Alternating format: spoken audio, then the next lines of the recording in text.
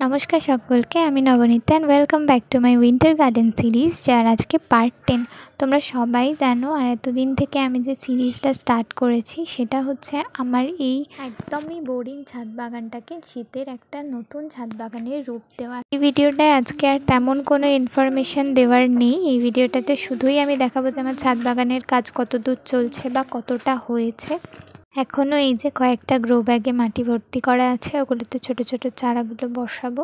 রেলিংয়ের সাইডে সবকটা গ্রো ব্যাগই প্রায় বসানো হয়ে গেছে।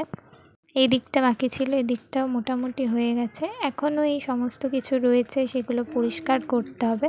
আর তাছাড়া আমার এই যে জবা গাছটা, এটাতে তো সব সময় ফুল হতেই থাকে, কুঁড়ি হতেই থাকে, একটা না একটা ফুল রোজই প্রায় ফোটে। আর এইদিকে রয়েছে আমার সেই টাইম ফুলের গাছ বা পর্তুলিকার গাছ, যে নামেই চিনে থাকো না কেন। আমি ভেবেছি এবারে আরও নতুন নতুন কিছু কালার অ্যাড করব, যেমন অরেঞ্জ, রেড, ইয়েলো, এই সমস্ত।